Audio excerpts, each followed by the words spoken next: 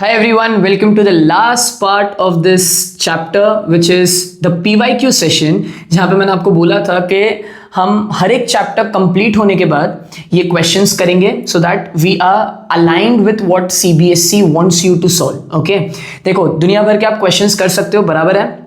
आप tough questions कर सकते हो, इजी क्वेश्चंस कर सकते हो, इंटेक्स क्वेश्चन कर सकते हो, आप आखिरी में जाके बैक एक्सरसाइज क्वेश्चंस कर सकते हो। बट अगर आप पीवाईक्यूज कर रहे हो तो आपको समझ में आ रहा है कि बोर्ड कैसे सोच रहा है, क्वेश्चंस कैसे आने वाले हैं और हमें भी कैसे टाइप ऑफ क्वेश्चंस को एक्सपेक्ट करना है। आई होप यहां तक क्लियर है। So without wasting your time let's start with the PYQs of electricity chapter, but and तक जरूर देखना क्योंकि वहीं पर पूरा मैजिक होगा, ठीक है।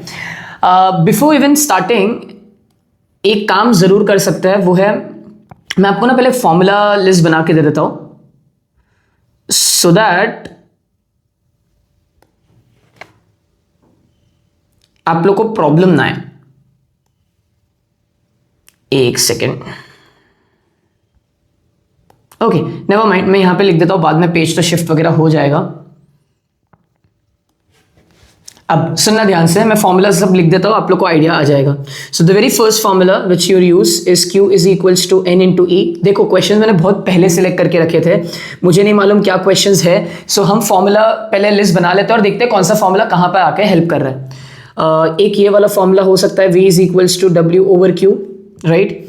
एक ये वाला फॉर्मूला हो सकता है I is equals to Q over T। Q को तुम NE फिर अपॉन T भी लिख सकते हो, यू नेवर नो कभी ये वाला फॉर्मूला यूज हो जाए। फिर आता है हमारा most important formula V is equals to I R, okay.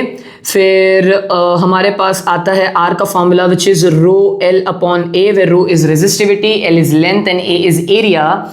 फिर हम कुछ स्पेशल फॉर्मूलाज यूज करेंगे जो कि मैं तुम्हें वक्त रहते बताऊंगा कि मैं कहाँ यूज करने वाला हूँ ये, ठीक है। सो ये है R dash A dash upon L dash is equals to RA upon L। अगर आपने सब वीडियोस लाइन से देखे आपको समझेगा ये कौन सा फॉर्मूला है। So please do watch the previous videos, lecture अच्छे से कंप्लीट करो। लेंदी है मुझे मालूम है, वन शॉट वाला इलेक्ट्रिसिटी चैप्टर का अभी कुछ काम नहीं है, वो बाद में देखेंगे, अभी पहले ढंग से पूरा चैप्टर तो पढ़ो, ठीक है।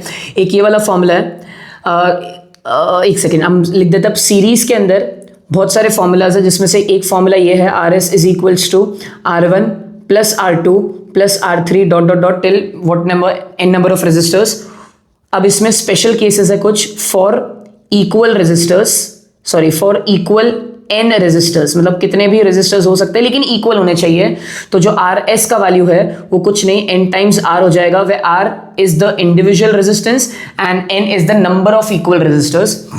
फिर हमारे पास सीरीज में ये वाला फॉर्मूला आता है V is equals to I into RS, where I is the total current in the circuit, V is the potential difference, RS is the total resistance. फिर हम ये वाला फॉर्मूला यूज करते हैं V1 is equals to IR1। ये specific आपको एक voltage निकालने के लिए काम आएगा। आई रिपीट, ये स्पेसिफिक आपको एक वोल्टेज निकालने के लिए काम आएगा। फिर आ जाते हैं पैरेलल सर्किट्स पर। सो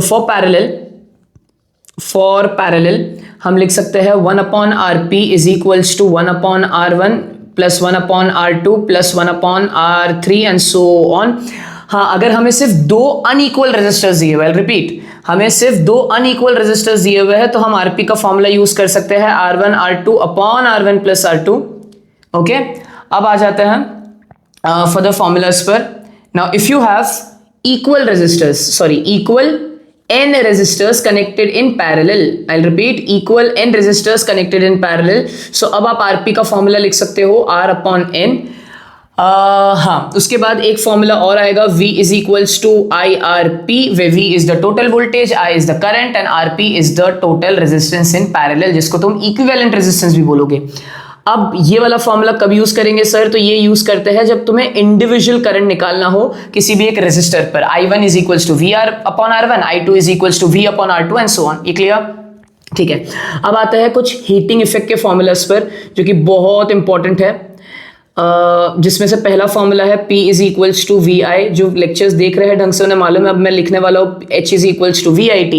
फिर नेक्स्ट फॉर्मूला आएगा P is equals to I square R, तो नेक्स्ट हीट का फॉर्मूला आएगा H is equals to I square RT, okay. Next formula V का आ सकता है V स्क्वायर अपॉन R, तो H का फॉर्मूला आ सकता है V square upon R times last but not the least कि अगर एनर्जी निकालनी है तुम्हें, ठीक है, अगर तुम्हें एनर्जी निकालनी है तो तुम पावर टाइम्स टाइम करो एंड इफ एक दो वैल्यूज और लिख देता हूं that 1 kilowatt hour is equals to 3.6 into 10 to the power 6 joule, that's it. I'm so sorry। अगर यहां तक आपको समझ में आ गया है क्या फॉर्मूलाज यूज होने वाले हैं, कैसे यूज करेंगे, तो चलो without wasting any much of your time start करते हैं पहले सवाल से। बोला है when a battery is connected across an unknown resistor, okay, when a battery is connected across an unknown resistor, I hope ये सब आया हो फ्रेम में, मैं भूल जाता हूं मैंने यहाँ पे इस तरीके से, ठीक है, देख लो, मैं वापस से स्टार्ट कर लूंगा। ये फ्रेम में आ गया तो प्लीज इसका स्क्रीनशॉट ले लो बिकॉज ये बहुत काम आने वाला है आप लोग को। Okay, first question. When a battery is connected across an unknown resistor, there is a current of 100 milliampere in the circuit. The value of resistance in the resistor, वाह क्या स्पेलिंग लिखी है मैंने resistor की, is। अब मुझे मालूम है तो एक पॉइंट पर तुम्हें ये भी यकीन नहीं होगा कि सर ये क्वेश्चन आ सकता है, जो साथ में है उन्हें मालूम है कितना इजी सवाल है। V is equals to I R का फॉर्मूला, राइट, ये PYQs है भाई, आते हैं क्वेश्चन, सो प्लीज केयरफुल रहो और मेरे साथ करो। गिवन डेटा में हम लिख सकते हैं V कितना दिया हुआ है 4 वोल्ट, ओके, आपको करंट दिया हुआ है 100 मिली एम्पियर। क्या गलती हो सकती है मैं बता दूं, आप 100 मिली एम्पियर को कन्वर्ट करना अगर भूल गए तो तकलीफ हो जाएगी, कन्वर्ट करना जरूरी है। 100 मिली एम्पियर को लिखा जा सकता है 0.1 एम्पियर, दैट्स इट। और आपको क्या फाइंड करना है, R, ओके। What formula will you use, you will use V is equals to I R. V कितना है आपके पास 4, I कितना है आपके पास 0.1 एंड टाइम्स R, तो R कितना हो जाएगा 4 over 0.1, ऊपर नीचे 10 से मल्टीप्लाई करो, आंसर आ गया R is equals to 40। MCQ था भाई, MCQ। आई होप यहां तक क्लियर हो गया। चलो नेक्स्ट क्वेश्चन की तरफ बढ़ते हैं। नेक्स्ट क्वेश्चन बोल रहा है आपको असर्शन एंड रीजनिंग है, fuse wire is always connected in parallel with the main line. बिल्कुल नहीं, ठीक है, असर्शन फॉल्स है। Fuse wire is always connected in series with the main line, because ये मेन सर्किट, ये आपका फ्यूज और यहां से आपके पैरेलल सर्किट्स कनेक्ट हो गए। फ्यूज क्यों लगाया जाता है, बिकॉज अगर एक्सेस करंट जा रहा है सर्किट के अंदर, अलग अलग अप्लायंसेस के अंदर, उसकी वजह से आग लग सकती है, राइट, तो वो आग ना लगे, फ्यूज अपने अंदर आ गई। देखो ये मेन सर्किट, ये फ्यूज और यहाँ पे मेन आपका क्या बोलते हैं अप्लायंसेस है, उनका कनेक्शन है, सॉरी। तो ये फ्यूज पहले जलेगा अगर बहुत ज्यादा करंट हो गया तो, जिसको तुम करंट रेटिंग भी बोलते हो, फ्यूज का करंट रेटिंग। जैसे ये फ्यूज जलेगा ये सर्किट को ब्रेक करेगा, जिसकी वजह से करंट आगे जाना बंद हो जाएगा। सो फ्यूज को सीरीज में लगना जरूरी है, ना ही पैरेलल। तो असर्शन तो फॉल्स है। रीजन क्या बोला है, if a current larger than the specified values flow through the circuit fuse wire melt. C assertion is false but reason is true. So जहां तक मुझे समझ में आ रही है बात, कहां पे दिख रहा है ऐसा, assertion is true but reason is, ना, assertion is false but reason is true, D answer होना चाहिए। Let's move ahead. अब बोला है next question, the maximum resistance which can be made using 4 resistors each of resistance half ohm. एक second, क्या बोला, की आइडिया देखो, the maximum resistance, okay, which can be made using 4 resistors each of half ohm. अब यहां पे 2 concept साथ में लग रहे हैं इजीली सॉल्व करने के लिए, मर्जी है आपकी, आपको जैसे भी सॉल्व करना। मैं आपको बता दूं, हमेशा याद रखना, जब भी आपको 2 या 2 से ज्यादा रेजिस्टर्स दिए हुए हैं, आई रिपीट, जब भी आपको 2 या 2 से ज्यादा रेजिस्टर्स दिए हुए हैं, अगर आपको मैक्सिमम रेजिस्टेंस चाहिए, विदाउट अ डाउट आप हर एक रेजिस्टर को सीरीज में लगा दो। रिपीट करना, सर क्या बोला, जब भी आपको 2 या 2 से ज्यादा रेजिस्टर्स दिए हुए हैं और अगर आपको मैक्सिमम वैल्यू चाहिए, आप हमेशा क्या करना, आप उन सभी को, किसी एक को भी नहीं, सभी को सीरीज में लगा देना। और अगर आपको 2 या 2 से ज्यादा रेजिस्टर्स दिए हुए और अगर उनका वैल्यू सबसे कम चाहिए, लीस्ट में लीस्ट चाहिए, तो सभी को पैरेलल में लगा देना। तो ये क्लियर हो गया। सो एनीवेयर इन बिटवीन वो आपको वैल्यू अलग देगा, बट सबसे ज्यादा रेजिस्टेंस कब मिलेगा, जब सीरीज में लगा होगा। सबसे कम रेजिस्टेंस कब मिलेगा, जब पैरेलल में लगा होगा। उन्होंने पूछा है मैक्सिमम रेजिस्टेंस कब मिलेगा, जब चारों रेजिस्टर्स को तुम कैसे लगाओगे, सीरीज में। तो अब ये एनी विच वेज एमसीक्यू है, तो ज्यादा दिमाग लगाने की जरूरत नहीं है। अब मैं देखो 2 ये वाला फॉर्मूला यूज कर रहा हूं, देखते कितना कोई वाला फॉर्मूला क्लिक हुआ। एक बात तो तय है कि रेजिस्टर सीरीज में लगने वाले हैं, तो अब दिमाग बोलेगा RS इज इक्वल्स टू, है ना, क्या बोलेगा दिमाग तुम्हारा, बताओ, RS is equals to R1 plus R2 plus R3 plus R4, क्योंकि 4 रेजिस्टर्स है। अकलमंदो n टाइम्स R नहीं लगा सकते इस बार, बताओ n कितना, 4 है, बिकॉज 4 रेजिस्टर्स है और एक वैल्यू कितनी है रेजिस्टेंस की, हाफ, राइट। तो ये आंसर कितना है तुम्हारा 2। सो RS का वैल्यू कितना निकल कर आ रहा है 2 ओम। क्या तेजस्वी आदमी हूं मैंने 2 ऑप्शन दे दिए, 2 ओम 2 ओम, ठीक है। ऐसा मान लो बोर्ड में हो गया तो डेफिनेटली मार्क करके आना, या तो A या तो B, दोनों के मार्क्स मिल जाएंगे तुम लोग को। ऐसा होगा नहीं, मैंने कर दिया ऐसा। Electrical resistivity of a given metallic wire depends upon. अब ये सवाल करोगे खुद से, लिखोगे कमेंट सेक्शन में, मुझे 10 मिनट के अंदर ही पता चल जाएगा कि तुम यहां तक रुके हो या नहीं रुके हो। डोंट वरी, आप लोग कमेंट सेक्शन में लिखना। लास्ट जब हम मतलब ये वीडियो खत्म कर रहे होंगे उसके बाद मैं ये डिस्कस करूंगा। हिंट जरूर दे देता हूं मैं, हिंट जरूर दे देता हूं मैं। R is equals to rho L upon A या फिर rho is equals to R A upon L. Hint दे दिया है, सोचो। Next question. In an electrical circuit, two resistors 2 ohm and 4 ohm respectively are connected in series. ठीक है, अब approach देखो मेरा, नोटिस करना। जैसे ही मैंने क्वेश्चन पढ़ना शुरू किया मैंने डायग्राम बनाना शुरू कर दिया, बिकॉज सीरीज और पैरेलल में बिना डायग्राम के अगर क्वेश्चन सॉल्व कर रहे हो तो बेटा you are wasting your time. This is my perspective. आप मत दिमाग लगाओ, डायग्राम बनाओ। तो 2 ohm और 4 ohm के रेजिस्टर्स सीरीज में कनेक्टेड है विद 6 वोल्ट ऑफ बैटरी। ठीक है, 6 वोल्ट की बैटरी मिल गई मुझे। द हीट डिसिपिटेड, हीट पूछ रहा है, ओके हीट पूछ रहा है, मतलब यहां से कहीं से फॉर्मूला आने वाला है। देख रहे हो कैसे चल रहा है दिमाग, एमसीक्यू है, ऐसे ही चलना चाहिए, 1 मार्क का है भाई, ज्यादा मेहनत नहीं। तो यहां से कुछ तो फॉर्मूला आने वाला है। ठीक, अब उन्होंने बोला है the heat dissipated by the 4 ohm resistor, okay 4 ohm resistor in 5 second, मतलब तुमको इसका चाहिए वैल्यू, है ना।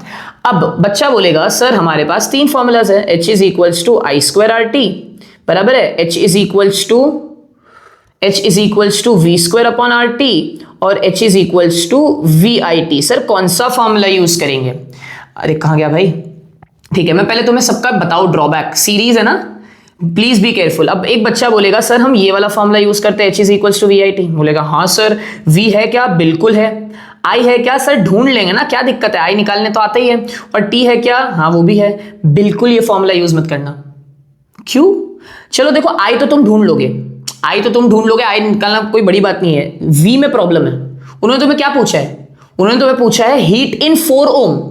उन्होंने ये नहीं पूछा heat in the overall circuit. I repeat, उन्होंने ये नहीं पूछा heat in the overall circuit, उन्होंने सिर्फ पूछा हीट इन 4 ohm। तो सर आप क्यों बोल रहे हो V ये यूज नहीं करेंगे? अरे कॉमन सेंस लगाओ ना। अपन ने यहां तक पढ़ा सीरीज में, याद है मैंने बोला था पोटेंशियल डिफरेंस सेम नहीं, अरे डिवाइड होता है यार। 6 वोल्ट तो दोनों को मिल रहा है मिला के, 6 वोल्ट इसको थोड़ी मिल रहा है। तो जब तुम H is equals to V I T लगाओगे, चलो I तो तुम ढूंढ ही लोगे, कोई बड़ी बात नहीं है। V में अगर 6 डाल दिया ना तुमने, तो इसका क्या मतलब कि तुम पूरे सर्किट का हीट ढूंढ रहे हो, तुम्हें सिर्फ 4 ohm का हीट चाहिए। तो ये समझा, ये वाला फॉर्मूला तो यूज होगा ही नहीं, तो एलिमिनेट कर दो।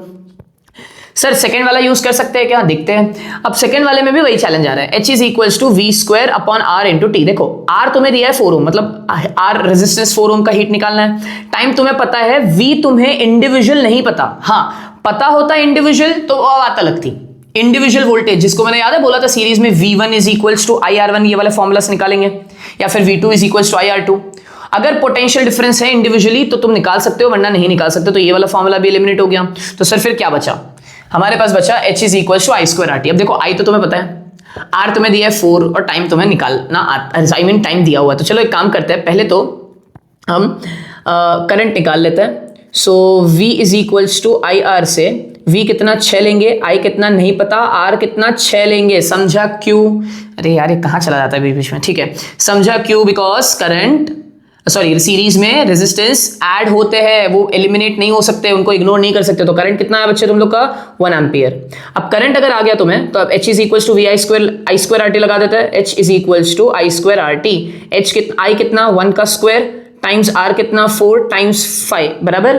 तो कितना आ रहा है आंसर? 4 5 20। सी तुम एक पॉइंट आएगा जब टुवर्ड्स द एंड हो गए, जब तुम्हारी पढ़ाई हो चुकी होगी, तो अभी इनिशियली तुम पढ़ रहे हो, ठीक है, उस टाइम पे बहुत फास्ट हो जाओगे। मैं एमसीक्यूज में अभी टाइम ले रहा हूं बिकॉज अभी तुम पहली बार क्वेश्चंस कर रहे हो ये सब, है ना। चलो नेक्स्ट क्वेश्चन की तरफ बढ़ते हैं। एन इलेक्ट्रिक केटल कंज्यूम्स, ठीक है 20 जूल है ना, आंसर मार्क कर लिया भाई, ठीक है। An electric kettle consumes 1 kilowatt of electric power, ठीक है, गिवन डेटा में लिख देते हैं। पावर कितना दिया हुआ है? 1 किलोवाट विच इज 1000 वॉट दिया हुआ है। And when operated at 220 volt, okay 220 volt का पोटेंशियल डिफरेंस दिया है।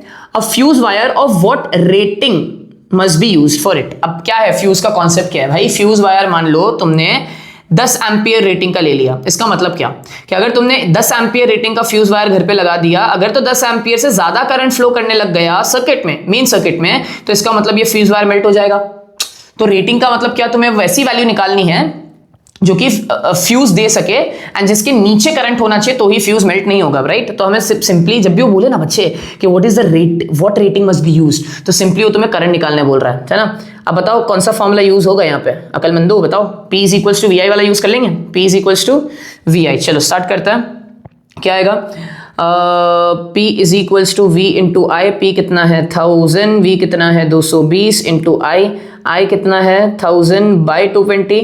प्लीज आगे के कैलकुलेशंस तुम कर लेना यार, पकड़ा जाऊंगा नहीं तो मैं कैलकुलेशन में गड़बड़ कर दी तो 50/11 कर लेना, ठीक है। तुम्हारा आंसर आ जाएगा, जो भी आंसर आएगा उसके एक वैल्यू अपर, है ना, एक वैल्यू अपर का आंसर लिख देना, वही तुम्हारा फ्यूज रेटिंग होगा। स्टैंडर्ड फ्यूज पता है तुम्हें क्या क्या होता है, तुम उसको कमेंट सेक्शन में लिखो, तुम्हें समझ में आ जाएगा। चलो नेक्स्ट क्वेश्चन की तरफ बढ़ते हैं। 2 bulbs 100 watt and 40 watt are connected in series. Sir ने क्या बताया था कि भाई सर्किट डायग्राम बनाओ फटाफट। तो 2 बल्ब्स, अच्छा क्वेश्चन है ये। 2 bulbs of 100 what and 40 watt, okay, are connected in series. Current through 100 watt bulb is 1 ampere, okay। इस 100 watt bulb में कितना करंट जा रहा है 1 एम्पियर, ठीक है। अब बच्चे जितने स्मार्ट है ना उनको क्लिक हो चुका है क्या करने वाला हूं मैं नेक्स्ट, चलो देखते हैं। और इसको उन्होंने बोला है the current through 40 watt bulb। क्या चिंदी सवाल है, मेरे को लगा कुछ तो आएगा इधर। चलो बताओ, हमें देखो 16वें मिनट तक तुम हो कि नहीं वीडियो में, बताओ क्या आंसर आ सकता है इसका कमेंट सेक्शन में। मैं डिस्कस कर ही लूंगा मैं, लेकिन रुका हूं तुम लोग के लिए, पॉज करना और बताना क्या आएगा। 2 bulbs 100 watt and 40 what connected in series. Series में क्या सेम होता है, करंट सेम होता है, राइट। अगर करंट सेम होता है तो उन्होंने क्या पूछा है, what is the current through 40 what. अरे भाई क्या लिखोगे स्टेटमेंट, चलो बता देते हैं। Since current is same in series circuit, therefore 1 ampere current flows through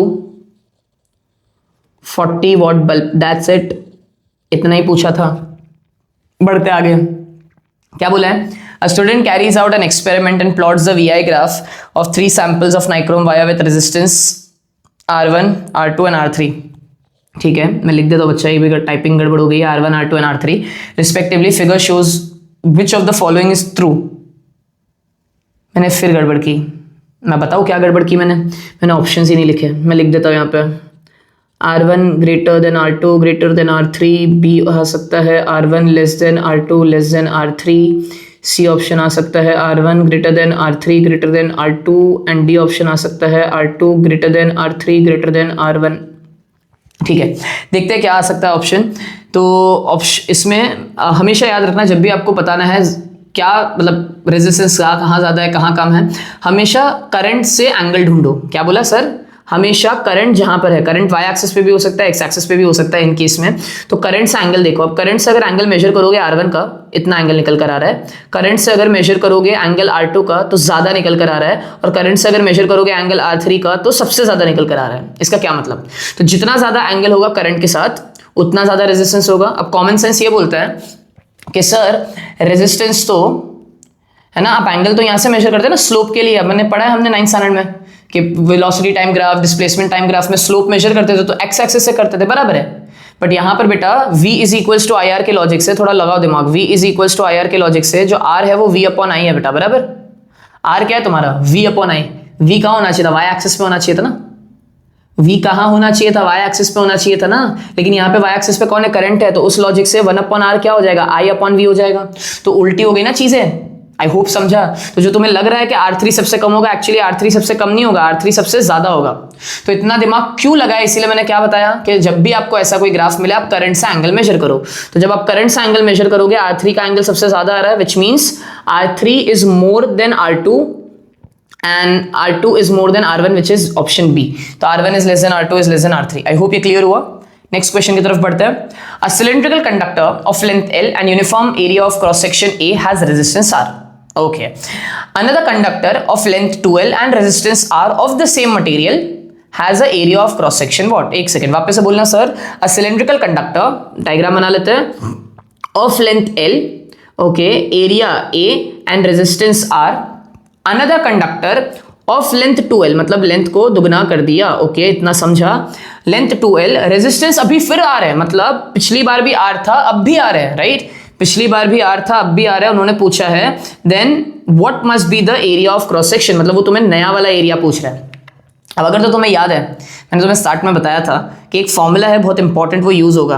देखो फॉर्मूला ये रहा बच्चों, ये रहा R dash A dash upon L dash is equals to RA upon L। Videos please देखो प्रीवियस वाले, तुम्हें समझेगा ये कहाँ से आया। सो कुछ नहीं है, ये R dash is the new resistance, A dash is the new area, L dash is the new length is equals to R is the old resistance, A is the old area and L is the old length.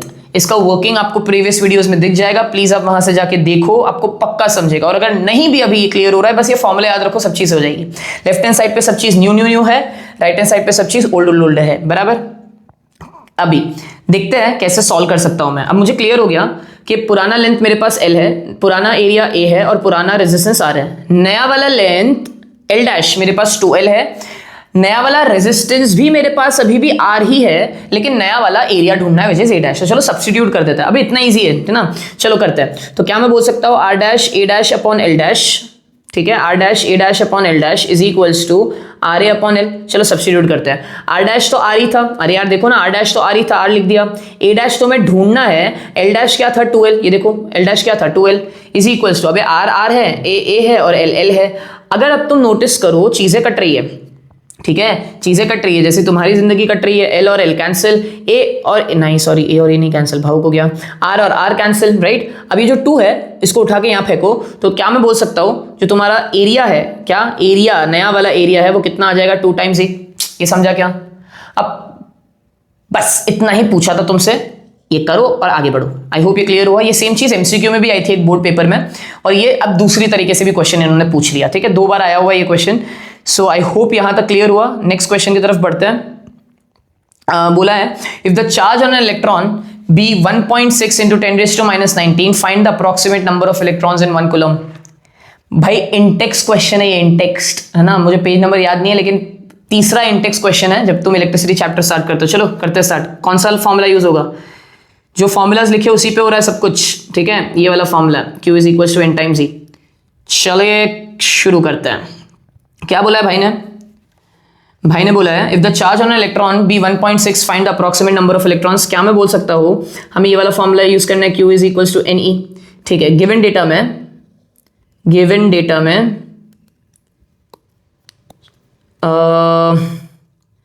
पहले तो हम लिख लेंगे एक electron पे charge कितना है। कितना है चार्ज भाई?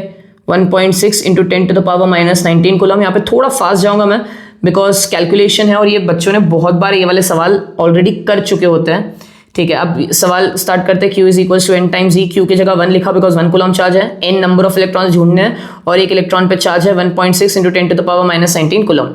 यहाँ पे भी कूलम ही था, तो N कितना हो जाएगा 1 ओवर 1.6 इंटू 10⁻⁻19। ये -19 मुझे अच्छा नहीं लग रहा, मैंने इसको ऊपर भेज दिया, ये हो गया +19 और नीचे है 1.6। अब 1.6 का डेसिमल हटाने के लिए ऊपर नीचे 10 से मल्टीप्लाई करूंगा, जिसकी वजह से ऊपर हो जाएगा 10⁻20, नीचे हो जाएगा 16। अब 16 को कैंसिल करने के लिए मुझे 2 डिजिट नंबर 3 डिजिट नंबर चाहिए, तो मैंने यहाँ से 2 0 उधार मांग लिए और यहाँ पे 16 ये हो गया। 2 0 उधार मांगने के बाद 18, राइट, और ये 100 विच इज 2 zeros। तो अब ये 16 से कैंसिल करोगे, कैलकुलेशंस क्योंकि बहुत बार हो चुका है, तो ये है 10⁻18 इलेक्ट्रॉन्स। आई होप ये क्लियर हुआ। सो एक कूलम में अप्रोक्सीमेटली कितने इलेक्ट्रॉन्स होते हैं? इतने। व्हाट इफ अगर उन्होंने तुमसे सवाल पूछा होता कि एक इलेक्ट्रॉन में, है ना, व्हाट इफ अगर मैंने तुमसे पूछा होता एक इलेक्ट्रॉन सॉरी 2 कूलम में कितने इलेक्ट्रॉन्स है, तो मैं सिंपली इस नंबर से 2 से इस नंबर ऑफ इलेक्ट्रॉन्स को 2 से मल्टीप्लाई कर देता है। क्लियर? ठीक है, let's move ahead to the next question. 2 identical resistors of 24 ohm each are connected to a battery of 6 volt. Okay, उन्होंने बोला है 2 identical resistors each of 24 are connected, एक second, 2 identical resistors 24 each are connected to a battery of 6 volt. Calculate the ratio of power consumed by the resulting combination with minimum resistance and maximum resistance. Okay, तो देखो hint मिला। Hint क्या मिला? Minimum resistance बोला मतलब एक बार उनको parallel में कनेक्ट किया है, समझा? क्या क्या बोला? मैक्सिमम रेजिस्टेंस बोला, इसके बाद मतलब एक बार उनको सीरीज में कनेक्ट किया, ये समझा? तो हमें 2 डायग्राम बनाने हैं, 2 बार पावर निकालना है, ठीक है, 2 बार पावर निकालना और दोनों का फिर रेशियो लेना है। सर वापस से बोलो, क्या बोला? 2 आइडेंटिकल रेजिस्टर्स है, right, 24 ohm each, are connected to a battery, right? Two identical resistors 24 ohm each are connected to a battery. Calculate the ratio of the power consumed by the resulting combination with minimum resistance and maximum resistance. मैं diagram बना देता हूं, उसके बाद अपन आगे बढ़ेंगे. Minimum resistance बोला मतलब पैरेलल, और मैक्सिमम रेजिस्टेंस बोला मतलब सीरीज. तुम्हें ऐसे सॉल्व नहीं करना है, तुम एक के नीचे एक करना, मैं तुम्हें खाली सिंप्लिसिटी के लिए करके दे रहा हूं.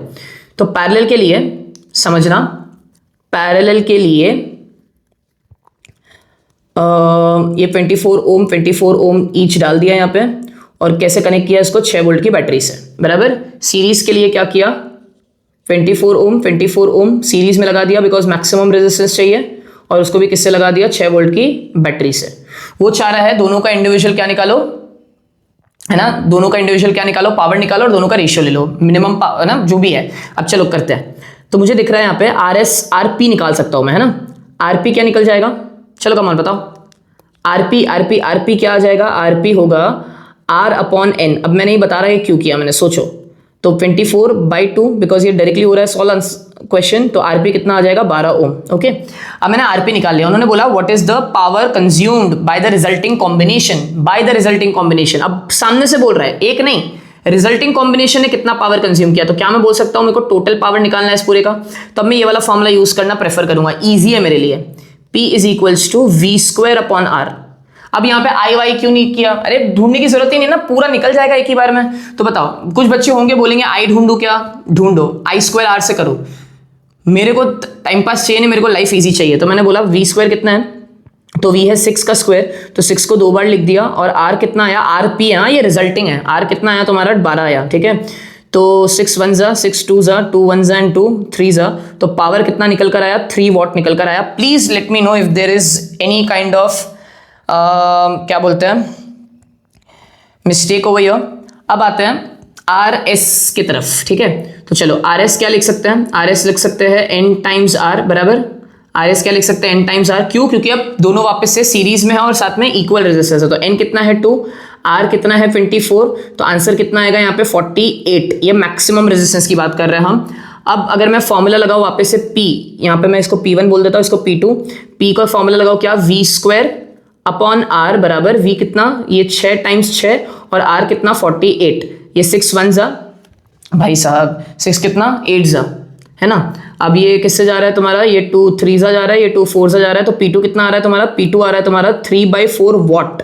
ओके, अब दोनों का रेशियो लेना है भाई, दोनों का रेशियो देखो ना यहाँ पे क्लियरली क्या बोला है, दोनों का क्या बोला है, पावर कॉम्बिनेशन, मिनिमम रेजिस्टेंस और मैक्सिमम रेजिस्टेंस का रेशियो लेना है. तो P1/P2 करना है. तो हमने जैसे P1/P2 किया, P1/P2 किया, तो P1 कितना है 3, P2 कितना है 3/4, तो 4 कहाँ जाएगा ऊपर, तो ये कैंसिल हुआ. आंसर कितना आया, आंसर आया P1:P2 का 4:1. आई होप ये क्लियर हुआ, पक्का समझा. This was a good question.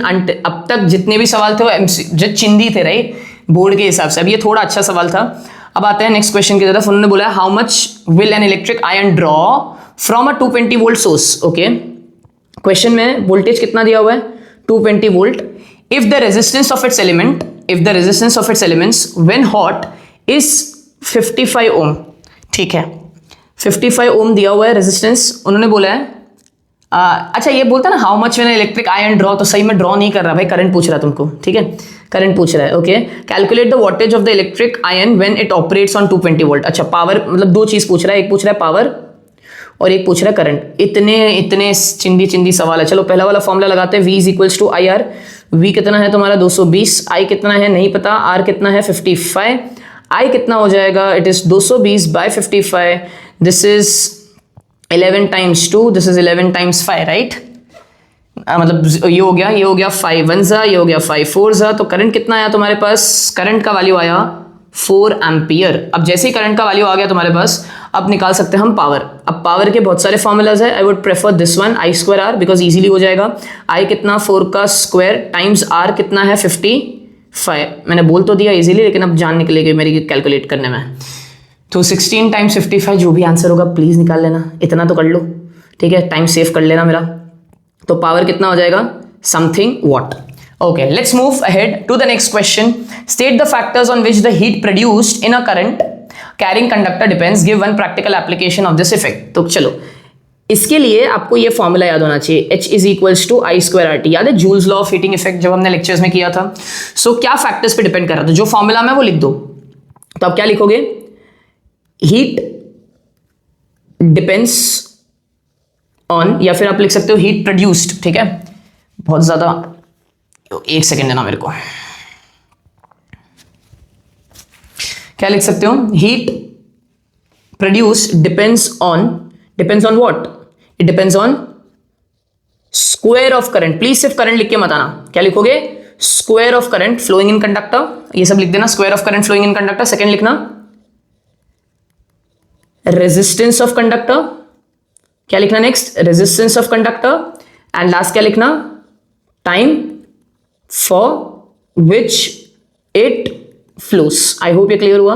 तो क्या लिखा हमने, heat depends on what, heat depends on the square of current, resistance of conductor and time for which it flows. Next, state the law that relates current through a conductor and the potential difference between its end. क्या बोला, state the law। अबे पूरे chapter में एक law है, और फिर बच्चे मेरे को बोलते हैं क्या पूछ रहे हैं, state the law, क्या लॉ है बताओ, it is Ohm's law। state the law which relates current of a conductor through potential difference। so the name of the law is, so state the law बोला है तो अपन लिख भी देते हैं, if the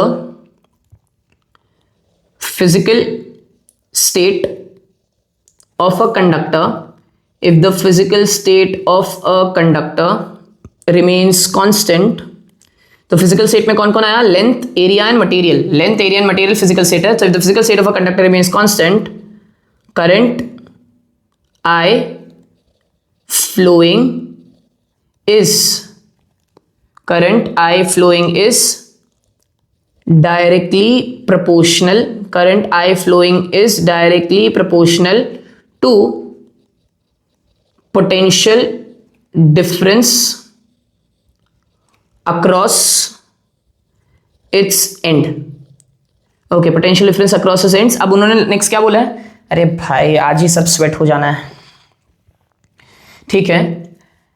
क्या बोला उन्होंने, what kind, represent the law mathematically. इसका मतलब वो पूछ रहा है I proportional to V, I is equals to K V, ये मैथमेटिकली पूछ रहा है। I into 1/k is equals to V, तो ये जो 1/k है ये कांस्टेंट है, राइट। तो इसको हम लिख सकते हैं नेक्स्ट स्टेप में, I times R is equals to V, where R is the resistance. Okay, ये अपने प्रूफ कर लिया मैथमेटिकली, या फिर तुम इसको थोड़ा रिवर्स भी कर लो, v is equals to I R. So this is your mathematical proof for Ohm's law. Next क्या पूछा है, what kind of graph is obtained plotting values of v and i। So आप बोलोगे a straight line graph is obtained, क्या बोलोगे, a straight line graph is obtained, a straight line graph is obtained plotting v and i values। I hope ये समझा। A straight line graph is obtained by plotting v and i values। अब graph भी अगर चाहिए तो बना लो एक rough, तो ये मैंने बना लिया vi ग्राफ। तो ये कुछ इस तरीके से, गिव मी अ मोमेंट, खत्म हो जाऊंगा मैं।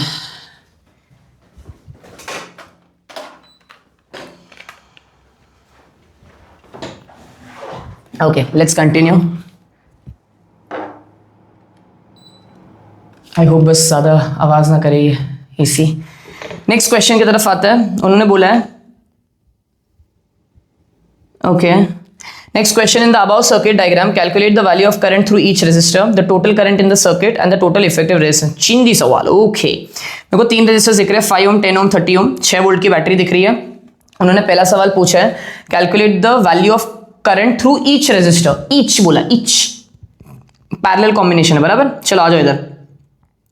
अगर पैरेलल कॉम्बिनेशन मैंने बोला था पैरेलल में ढूंढो, पैरेलल में अपने पास एक ये फॉर्मूला है 1/RP वाला, एक ये वाला फॉर्मूला है R1 R2 R1 वाला, फिर एक ये फॉर्मूला है इक्वल रेजिस्टेंस वाला, फिर ये एक फॉर्मूला है, फिर ये मिला I1 is equal to V/R1। अब I1 V/R1 है, I2 V/R2 है, तो I3 V/R3 होगा, ठीक है। चलो अब सुनो, हमें ये वाला फॉर्मूला यूज करना है, पता है मुझे, लेट्स सी कैसे। सो मैंने बोला, क्या बोला कि अगर कैलकुलेट करना है तो मैं यहाँ पे लिखा I1 is equals to, since they are connected in parallel, I1 is equals to V/R1 use करेंगे, बराबर। V कितना, V है 6, R1 कितना 5, तो ये आंसर कितना आ जाएगा 6/5। भाई साहब ये कैलकुलेट करना ही पड़ेगा ना मेरे को। 5 1 5 है ना 1.2 if I am not wrong 1.2 ampere. ऊपर वाले बचा ले। I2 कितना हो जाएगा V/R2। ठीक है, V कितना 6, R2 कितना 10, ये तो एकदम चिंदी है 0.6 एम्पियर। और I3 कितना आ जाएगा, I3 विल बी V/R3।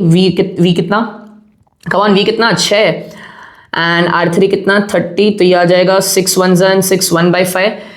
हाँ 1/5 is 0.2 ampere. Okay, I hope यहाँ तक क्लियर हुआ सबको। I1 I2 I3 निकाल लिया। नेक्स्ट पूछता है the total current in the circuit. अरे यार ठीक है, इजी पीजी। क्या है the total current in the circuit, तो क्या लिखोगे I is equals to I1 plus I2 plus I3। Parallel का लॉजिक क्या है वो लगाओ, करंट बढ़ता है ना, मतलब टोटल करंट क्या होगा, इंडिविजुअल का एडिशन। तो I1 कितना है तुम्हारे पास 1.2, 0.6 प्लस 0.2 तो कितना आया ये, दिस इज 1.4.62 एम्पियर आ गया। तो total current in the circuit is how much 2 ampere. So I found out what is individual current. See 1.2, 0.6, 0.2. What is the total current? 2 ampere. Now let's move ahead to the total effective resistance of the circuit. अब इसके दो तरीके हैं, या तो method 1 लगा दो 1/Rp is equals to 1/R1 plus 1/R2 plus 1/R3। ये हो गया, ये तरीका यूज करो। मैं प्रेफर नहीं करूं, मुझे तो मालूम है कि टोटल करंट सर्किट में कितना है, कितना है total current in the circuit, और टोटल वोल्टेज कितना है, टोटल वोल्टेज 6, टोटल करंट कितना है सर्किट में 2, तो मुझे आरपी यहां से भी तो मिल जाएगा ना यार। अरे टोटल वोल्टेज 6 है, टोटल करंट 2 एम्पियर का फ्लो कर रहा है, तो टोटल रेजिस्टेंस मिल जाएगा। तो आरपी कितना हो जाएगा 6/2 विच इज 3 ओम्स। आपको चाहिए आप इससे भी कर सकते हो क्या, सो 1/10 प्लस 1/5 प्लस 1/30। स्मार्ट वर्क करो, आपको ये चाहिए आप करो, आपका आंसर 3 आएगा। सो आरपी मिल गया 3 ohms. Let's move to the next question. A TV set shoots out a beam of electron.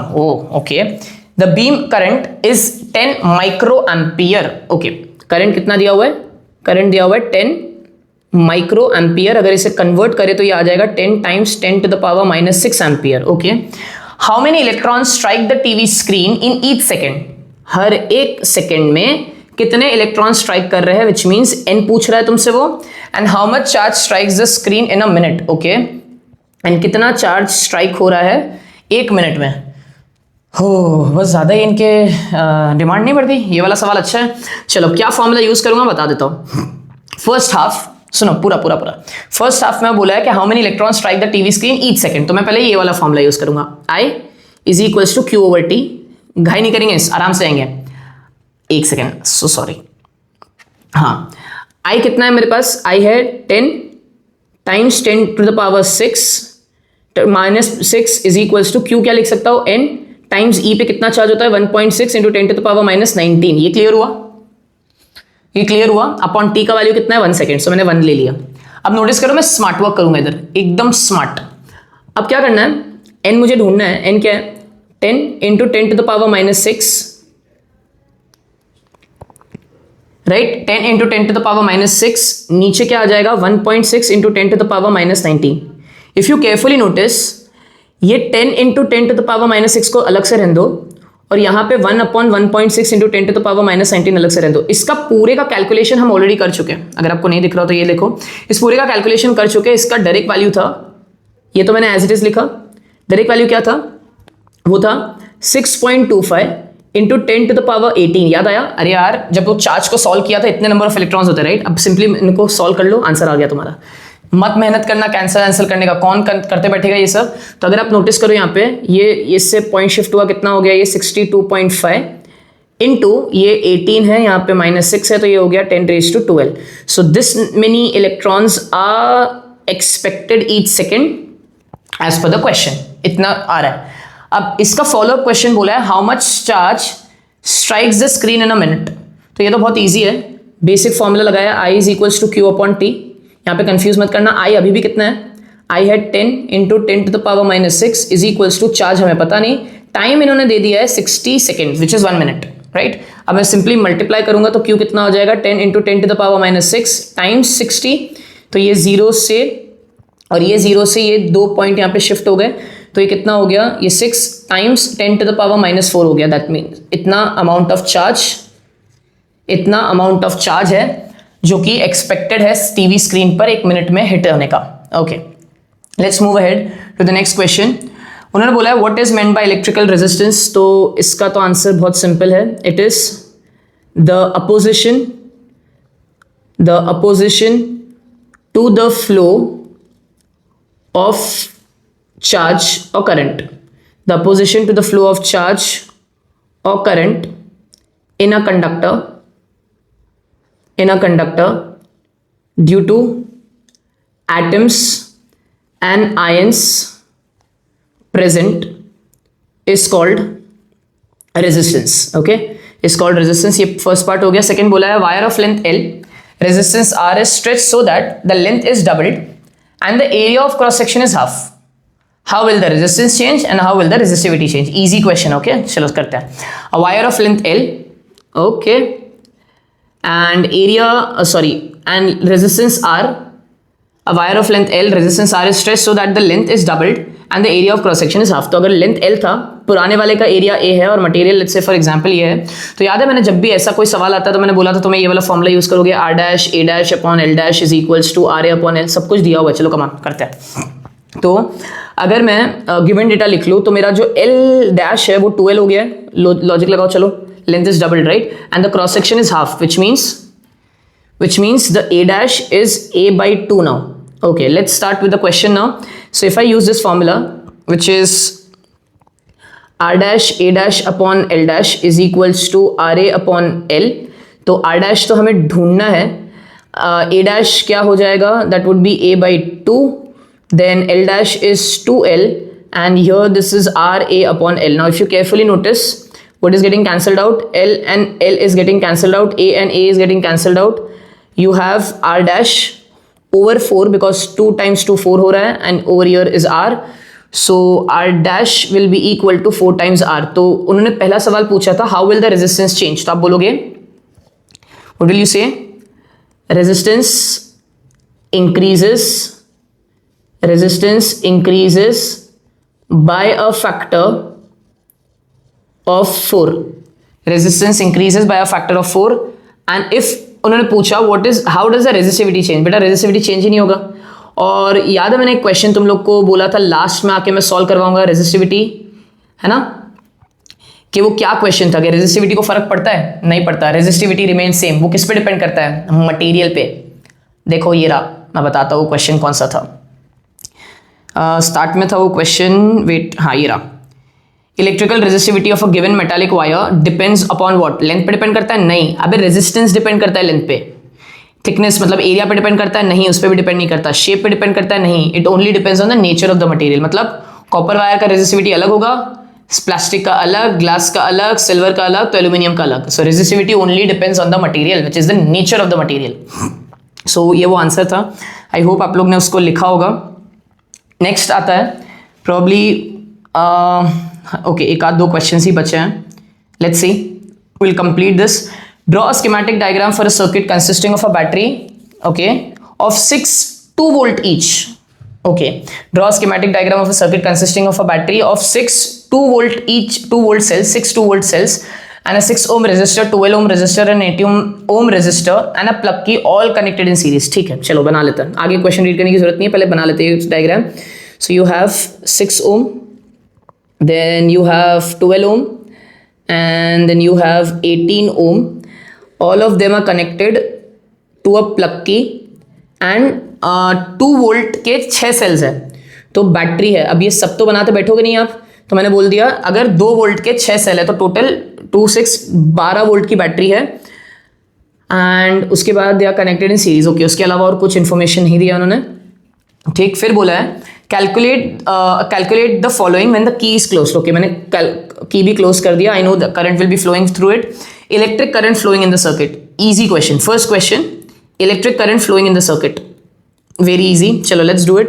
सो हम सबसे पहले आर एस ढूंढ लेंगे. क्यों? बिकॉज सीरीज के अंदर आपको पता है कि जब भी करंट ढूंढना होता है हम इंडिविजुअल रेजिस्टेंस की बात नहीं करते, हमें टोटल रेजिस्टेंस निकालना होता है. So R S is R1 plus R2 plus R3 which gives you R1 is how much, 6 plus 12 plus 18, calculation 12 22 30 36 ohms. Okay, 36 ohm is the value of RS. Now we'll use this formula. V is equals to IRS. V, remember वही वो formula use कर रहा हूँ जो मैंने लिखे है, V is equals to IRS, V is 12, I is not known, RS is 36, तो I would be 13/36, 12 times 1 12 times 3, so I कितना आ गया 1/3 एम्पियर। मैं इसको डेसिमल में नहीं चेंज करना प्रेफर करूंगा बिकॉज कैलकुलेशन ईजी रखना है मुझे। I is 1/3 ampere. बच्चा बोलेगा सर एग्जाम में चलेगा क्या? हाँ चलता है। नेक्स्ट बोला है what is the potential difference across 18 ओम। ठीक है, इसका पूछा बच्चे, देखो ये 18 ओम, अब तुम्हें मालूम है कितना करंट जा रहा है, 1/3 एम्पियर करंट जा रहा है। कैन आई से 1/3 ampere current will flow through this, 1/3 ampere current will flow through this and 1/3 ampere current will flow through this because series में करंट सेम होता है। अब अगर मैं ये वाला लॉजिक लगाऊं V1 is equals to IR1, यहाँ पे क्या मैं बोल सकता हूँ V3 is equals to IR3। अरे यार V1 और R1 लिखा तो भी चलेगा यार। अब मुझे इंडिविजुअल वोल्टेज चाहिए, कॉमन गलती, बाद से 12 लिख देते हैं। ढूंढोगे क्या अभी यहाँ पे? 12 थोड़ी लिखना है, यहाँ तो ढूंढना है ना V3, मतलब इसमें इसने कितना पोटेंशियल खाया, 12 वोल्ट टोटल है। 12 में से 6 ओम के पास कितना वोल्टेज गया, 12 के पास कितना गया, 18 के पास कितना गया, तो मुझे वो ढूंढना है। आई पता है मुझे 1/3 है, और R3 बिकॉज उन्होंने 18 बोला तो R3 कितना लूंगा 18, 3 टाइम्स 1 3 टाइम्स 6, वोल्टेज कितना कंज्यूम हुआ है 6 वोल्ट। तो कॉमन सेंस लगाओ, चलो कॉमन सेंस बोलता है कि 12 में से 6 वोल्ट इसने ले लिया, this is 6 volt consume by it.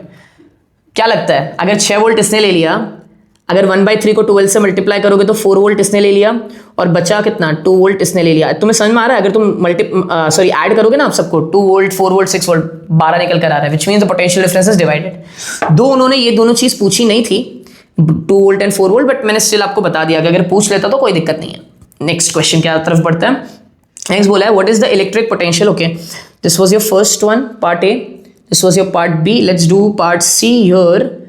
So it says electric power consumed in 18 ohm. Okay, power पूछा है, लेकिन कहाँ पे पूछा है? 18 पे पूछा है, मतलब स्पेसिफिक रेजिस्टेंस की बात कर रहा है। तो क्या मैं ये वाला फॉर्मूला यूज कर लूँ, I2R वाला, इजी हो जाएगा। I मुझे पता है कि R में कितना जा रहा है, तो I कितना है 1/3 का square which is 1/3 times 1/3 into R कितना है 18 है, राइट? देखा? अरे यार मैंने खाली कैलकुलेट किया, सॉरी सब्स्टिट्यूट किया यहाँ पे, इजी। 3 1 जा 3 6 जा, दिस इज 3 1 एंड 3 2 जा, सो पावर निकल कर आ रहा है, पावर निकल कर आ रहा है 2 watt. Okay, easy question. Now are you convince that यही क्वेश्चंस आते हैं उसमें, क्या बोलते हैं, PY बोर्ड्स में, है ना? ऐसे लेवल के क्वेश्चंस आएंगे, आप लोगों को बस केयरफुल रहना है, सॉल्व करते वक्त इजी हो जाएगा मामला। Next question, calculate the total cost of running the following electrical devices in the month of September if the rate of 1 unit of electricity is 6 rupees. I am going to skip, let's see next question क्या है। Consider conductor of resistance R, length L, thickness D, resistivity. Now the conductor is cut into 4 equal parts. What is the new resistivity of each of these parts? Y, find the resistance of all these parts are connected in parallel and series out of the combination resistance mentioned above on the previous part for a given voltage, which combination consume more and Y power Y. ठीक है, we'll do one thing. The video has already become too long. ठीक है, आप ये 2 questions को hold पे रखो, कभी ना कभी मैं ये क्वेश्चंस आपको फ्यूचर में जरूर सॉल्व करवाऊंगा बिकॉज ये दोनों टॉपिक्स बिल्कुल इंडिपेंडेंट है। ये वाला क्वेश्चन तो, सेकंड वाला क्वेश्चन तो फिर भी आप लोग एक बार ट्राई करो, मैं आप लोग को इंसिस्ट करूंगा कि अगर कोशिश कर सकते हो तो अच्छी बात है।